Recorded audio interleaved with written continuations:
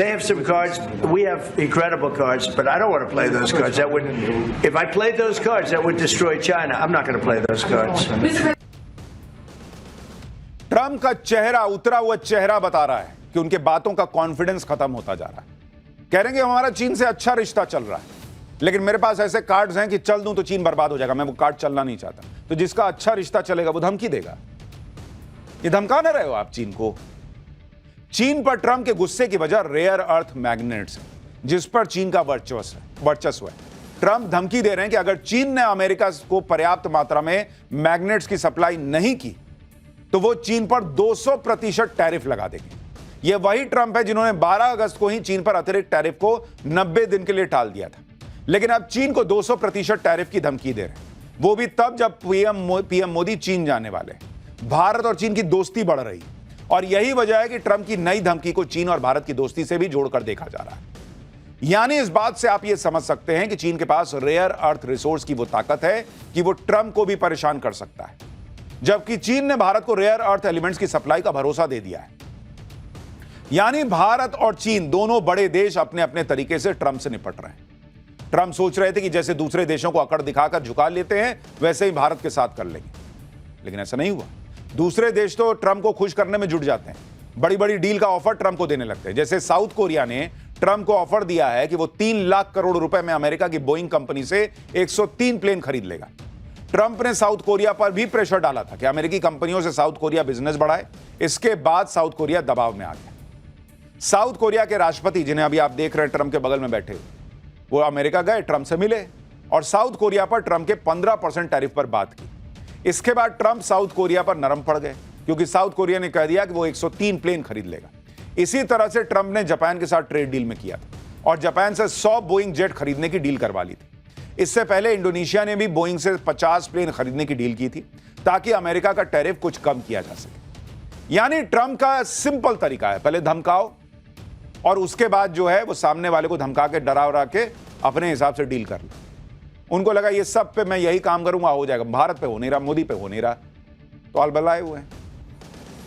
Trump चाहते थे जैसा दूसरे देशों के साथ किया वो भारत के साथ कर लें, लेकिन ये हो नहीं रहा। अमेरिका में नेता अब मोदी से गुहार लगा रहे हैं कि वो ट्रंप से बात कर लें, क्योंकि अगर ऐसा नहीं हुआ तो अमेरिका भारत जैसा पार्टनर गवा बैठेगा। मतलब उनको समझ में आ रहा है कि इसको तो नहीं समझ में आने वाला।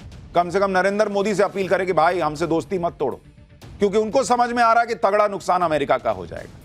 अमेरिका की दिग्गज नेता निक्की हेली ने कहा है कि भारत को रूसी तेल के मुद्दे पर राष्ट्रपति ट्रंप की बात को गंभीरता से लेना चाहिए। निक्की हेली ने कहा कि भारत को व्हाइट हाउस के साथ मिलकर जल्द समाधान निकालना चाहिए।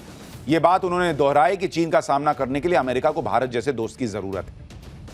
यानी वो बार बार ट्रंप को भी याद दिला रही हैं कि भाई भारत को मत छोड़ो।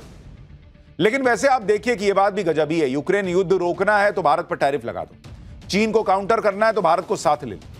यानी हर बात में अमेरिका को भारत की जरूरत है, उसे मानता भी रहा है वो। रूस के तेल खरीदने पर अमेरिका भारत को ज्ञान दे रहा है, लेकिन आप देखिए कि खुद अमेरिका क्या कर रहा है। अमेरिका और रूस के बीच एनर्जी डील को लेकर बातचीत हो रही है। इस बातचीत से यह उम्मीद भी बढ़ी है कि रूस अपने एलएनजी प्रोजेक्ट्स के लिए अमेरिका से उपकरण खरीद सकता है। इससे पहले यह खबर भी आई थी कि अमेरिका रूस से nuclear powered ice breaker vessels भी खरीद सकता है। दावा है कि इन डील पर तब बातचीत शुरू हुई जब ट्रंप ने इसी महीने अपने विशेष दूत स्टीव विटकॉफ को रूस भेजा था पुतिन से मिलने के लिए। यानी इधर अमेरिका खुद रूस से डील करने में लगा है और भारत से कह रहा है कि तुम व्यापार मत करो। भारत के खिलाफ ट्रंप की टैरिफ वाली जंग की कल से आधिकारिक शुरुआत हो रही है, तो इधर भारत भी मुकाबला करने के लिए तैयार है। पीएम मोदी के पास भी विकल्पों की कमी नहीं है। जैसे पहला विकल्प, अगर अमेरिका अपने बाजार बंद करेगा तो भारत नए बाजारों की तलाश करने में जुटा हुआ है। दूसरा विकल्प, रूस ने भारतीय प्रोडक्ट्स के लिए अपने बाजार खोलने का ऑफर दिया है। भारत अपने प्रोडक्ट्स रूस के बाजार में बेच सकता है। ऐसा करके रूस के साथ जो ट्रेड इंबैलेंस है उसे भी ठीक किया जा सकता है। तीसरा विकल्प, अगर अमेरिका ऐसे ही अड़ा रहा तो भारत भी जवाबी कार्रवाई कर सकता है। वो भारत में बिकने वाले अमेरिकी प्रोडक्ट्स पर अतिरिक्त टैरिफ लगा सकता है। साल 2019 में भारत ने ऐसा किया था। चौथा विकल्प, ट्रंप के टैरिफ वाले प्रभाव को कम करने के लिए भारत प्रभावित सेक्टर्स को सब्सिडी दे सकता है, आर्थिक मदद दे सकता है। नरेंद्र मोदी कल ही कह चुके हैं कि प्रेशर चाहे कितना आ जाए, उस प्रेशर को हम सहन कर लेंगे। एक बार पीएम ने क्या कहा था वो सुनिए, फिर आपको कल से जो टैरिफ बढ़ेगा उसका इंपैक्ट बताऊंगा और आज नरेंद्र मोदी किसका हाथ पकड़कर चले कि ट्रंप का बीपी लो होगा, वो भी दिखाऊंगा। दुनिया में आर्थिक स्वार्थ वाली राजनीति सबको अपना करने में लगा है, उसे हम भली भांति देख रहे हैं। दबाव कितना ही क्यों ना आए, हम झेलने की अपनी ताकत बढ़ाते जाएंगे। देखिए, ऐसा भी नहीं है कि 50% टैरिफ का भारत पर चुन्नू सा भी असर नहीं पड़ेगा। असर पड़ेगा, लेकिन पीएम मोदी टैरिफ के असर कम करने के लिए लगातार कोशिश कर रहे हैं। आपको बताता हूं कि 50% टैरिफ का कहां कितना असर पड़ेगा। अमेरिका में भारत के जो प्रोडक्ट्स एक्सपोर्ट किए जाते हैं, उसमें अगर आप देखिएगा कि क्या 50% टैरिफ का असर पड़ेगा, तो मैं आपको बताता हूं। और भारत ऐसा नहीं है कि हाथ पे हाथ धरे बैठा है। 50% टैरिफ का असर कहां पड़ेगा वो देखिए। एक तो है टेक्सटाइल एंड अपैरल, इस पर असर पड़ेगा और इस पर हाई इंपैक्ट पड़ेगा क्योंकि ये बड़ी तादाद में अमेरिका जाता है। इसके अलावा है झींगा, श्रिम्प्स, उस पर असर पड़ेगा और ये भी हाई पड़ेगा क्योंकि झींगा भी बड़ी मात्रा में भारत एक्सपोर्ट करता है अमेरिका को। ऑर्गेनिक केमिकल, इस पर कितना असर पड़ेगा, इस पर भी हाई पड़ेगा। ये सारे हाई वाला आपको बता रहा हूं। लेदर और फुटवेयर, लेदर एंड फुटवेयर, जो चप्पल वगैरह बना के भेजते हैं, उस पर भी हाई असर पड़ेगा क्योंकि ये भी भारत जो है वो सप्लाई करता है। डायमंड और जो गोल्ड ज्वेलरी है, उस पर भी हाई असर पड़ेगा क्योंकि ये भी भारत बड़ी तादाद में वहां भेजता है। गाड़ियां और उसके पार्ट्स, इस पर मॉडरेट इंपैक्ट पड़ेगा। फार्मास्यूटिकल पे लो इंपैक्ट पड़ेगा, पेट्रोलियम प्रोडक्ट पर भी लो इंपैक्ट पड़ेगा। अब पीएम मोदी ऐसे देशों से डील करने की कोशिश में है जिससे अमेरिकी मार्केट से होने वाले नुकसान की भरपाई की जा सके। ट्रंप के टैरिफ वॉर के बीच पीएम मोदी 29 और 30 अगस्त को जापान भी जाने वाले हैं। पीएम मोदी का जापान दौरा भी ट्रंप के टैरिफ वार की जो धार है उसको कम करने वाला होगा क्योंकि ऐसी खबरें हैं कि भारत और जापान के बीच बड़ी डील होने वाली है। जापान अगले 10 सालों में भारत में करीब 6 लाख करोड़ रुपए का बड़ा निवेश करने वाला है। दावा है कि पीएम मोदी के जापान दौरे के वक्त इसका ऐलान होगा। यह निवेश जापानी कंपनियों को आर्टिफिशियल इंटेलिजेंस और सेमीकंडक्टर जैसे सेक्टर्स के विस्तार में मदद करेगा। इतना ही नहीं, जापान टेक्नोलॉजी के क्षेत्र में टैलेंटेड लोगों की कमी को पूरा करने के लिए भारतीय प्रोफेशनल्स की भर्तियों को भी दोगुना करेगा। दूसरे देशों के मार्केट में अपनी पैठ बनाने और अपने प्रोडक्ट को वहां ले जाकर बेचने पर काम शुरू हो गया। पीएम मोदी आज गुजरात के हंसलपुर में मारुति सुजुकी के प्लांट में पहुंचे और वहां उन्होंने मारुति सुजुकी की इलेक्ट्रिक कार को हरी झंडी दिखाई। यह इलेक्ट्रिक कार पूरी तरह से भारत में ही बनी है और इस प्लांट में बनने वाली मारुति की इलेक्ट्रिक गाड़ियां जापान समेत 100 से ज्यादा देशों में एक्सपोर्ट होंगी। एक्सपोर्ट कारों का पहला बैच यूरोपियन रीजन में जाएगा। यहां बनी गाड़ियां UK, Germany, Norway, France, Denmark, Netherlands, Switzerland, Sweden, Hungary, Ireland, Italy, Austria, Belgium, इन तमाम जगहों पर एक्सपोर्ट होंगी। यानी एक तरफ ट्रंप टैरिफ लगाकर भारत के एक्सपोर्ट को चोट पहुंचाने की कोशिश कर रहा है, दूसरी तरफ पीएम मोदी ट्रंप के टैरिफ की हवा निकाल रहे हैं। ऑटोमोबाइल सेक्टर में भारत के एक्सपोर्ट को नई ऊंचाइयां दे रहे हैं और इस मैसेज को देने के लिए वो खुद वहां गए कि देखो ट्रंप, हमारी गाड़ी नहीं रुकने वाली, देखो गाड़ी निकल गई। इस मौके पर आज पीएम मोदी जब गुजरात में सुजुकी के प्लांट में पहुंचे तो वो सुजुकी के एमडी और सीईओ का हाथ पकड़कर चल रहे थे। देखिए, आपको याद होगा यूपी इलेक्शन के पहले योगी के कंधे पे हाथ रख के चले थे, बहुत बड़ा मैसेज था। यहां जो सुजुकी के सीईओ हैं, एमडी हैं, उनका हाथ देखिए कैसे दोस्त की तरह पकड़ के चल रहे हैं। यह भी मैसेज है ट्रंप को। इस मौके पर पीएम मोदी ने कहा कि अब विदेशों में जो इलेक्ट्रिक गाड़ियां चलेंगी उस पर मेड इन इंडिया लिखा होगा। सुनिए एक बार उनको। अब आज से ईवी एक्सपोर्ट को भी उसी स्केल पर ले जाने की शुरुआत हो रही है। अब दुनिया के दर्जनों देशों में जो ईवी चलेगी उसमें लिखा होगा मेड इन इंडिया। यानी एक बात समझिए, वो जो जर्मनी की मीडिया दावा कर रही है कि ट्रंप ने 4 बार फोन किया मोदी से बात करने के लिए और मोदी ने बात नहीं की, अगर ये सही है तो नरेंद्र मोदी ने सोच समझ के ये सब किया है कि भाई अब ये तो बिगड़ेगा मामला, बिगड़ेगा तो बिगड़ेगा, देखा जाएगा।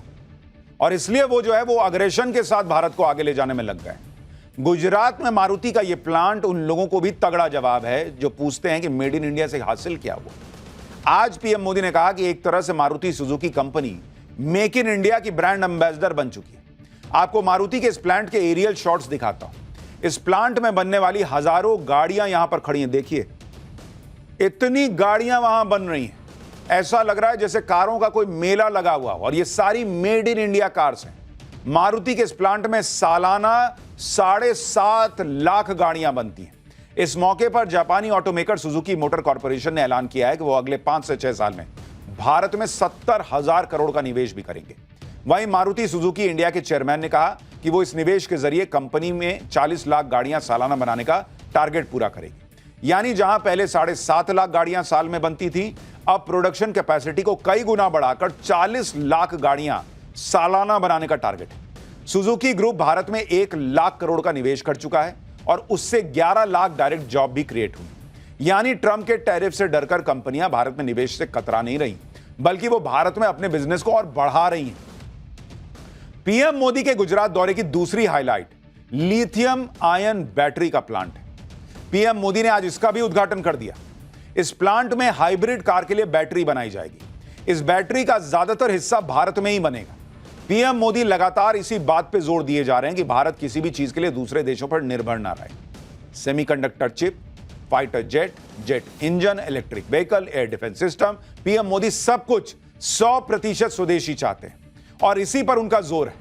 आज गुजरात दौरे पर उन्होंने इसका जिक्र किया कि भाई भारत को मैन्युफैक्चरिंग हब बनाने की बात बहुत जरूरी है। सुनिए एक बार पीएम ने क्या कहा है, फिर आपको बताता हूं कि भारत जो इस मजबूती के साथ कदम बढ़ा रहा है उसमें भारत की ताकत कैसे बढ़ती जा रही है। हम मिशन मैन्युफैक्चरिंग पर जोर दे रहे हैं। आने वाले समय में हमारा फोकस फ्यूचरिस्टिक इंडस्ट्री पर होगा। सेमीकंडक्टर सेक्टर में भारत टेक ऑफ कर रहा है। देश में इसके 6 प्लांट्स तैयार होने वाले हैं। भारत सरकार ऑटो इंडस्ट्री के लिए रेयर अर्थ मैग्नेट की शॉर्टेज से जुड़ी कठिनाइयों के प्रति भी सजग है। इस दिशा में देश के सामर्थ्य को बढ़ाने के लिए हमने नेशनल क्रिटिकल मिनरल मिशन भी लॉन्च किया है। कुछ साल पहले तक भारत में बैटरी पूरी तरह इंपोर्ट होती थी। ईवी मैन्युफैक्चरिंग को मजबूती देने के लिए ये जरूरी था भारत बैटरीज का भी निर्माण करे। इसी विजन को लेकर 2017 में हमने यहां TDSG बैटरी प्लांट की नींव रखी थी। पीएम मोदी देश को आर्थिक मोर्चे पर तो मजबूत बना ही रहे हैं, साथ के साथ सैन्य मोर्चे पर भी हर दिन भारत की ताकत में इजाफा कर रहे हैं। खाली पैसा रहेगा देश में, विकास होगा ऐसा नहीं ना चलेगा, देश को सुरक्षित भी तो रखना है। आज ही भारतीय नौसेना में नीलगिरी क्लास की 2 स्टेल्थ फ्रिगेट उदयगिरी और हिमगिरी को अपने बेड़े में शामिल किया।